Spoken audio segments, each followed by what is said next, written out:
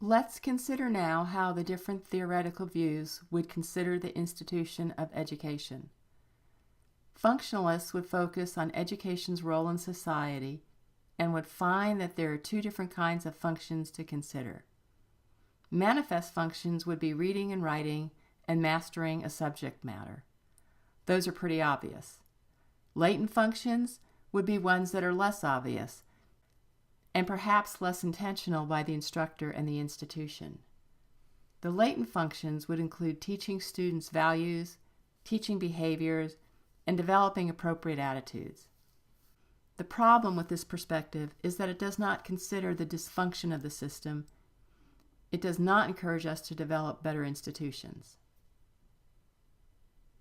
Conflict theorists would focus on structural inequality and would consider how institutions reinforce inequality and how students access educational resources based on race, class, and gender.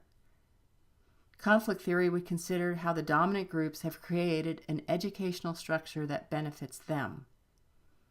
One big failing of our educational system, according to conflict theorists, is that it's designed to prepare people to be workers in a capitalistic society, and therefore racial inequality will never be fostered within that kind of system. Critical race theorists would consider how white racial dominance has created our educational institutions. It would consider how our educational systems serve the interests of the white majority and that this continually contributes to social inequality. Finally, I want to end this section thinking about the disparity of funding between schools. While culture and subtle biases may have some determination in the outcomes and may be driving inequality, there's hard and concrete evidence that different school districts have inequality of funding. School funding determines resources, and the majority of the funding comes from county and municipal taxes.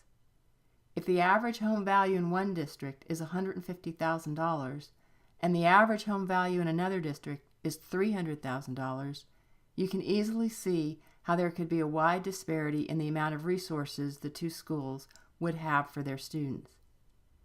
Even if we could equalize funding, then you have to ask yourself whether equalizing monetary funds could correct the imbalances that occur due to institutionalized racism, deficits of resources in the home, or teachers that are not motivated to inspire disadvantaged students. And that concludes our chapter on education. Next, we'll be looking at the media and its effects on how we think about race and ethnicity.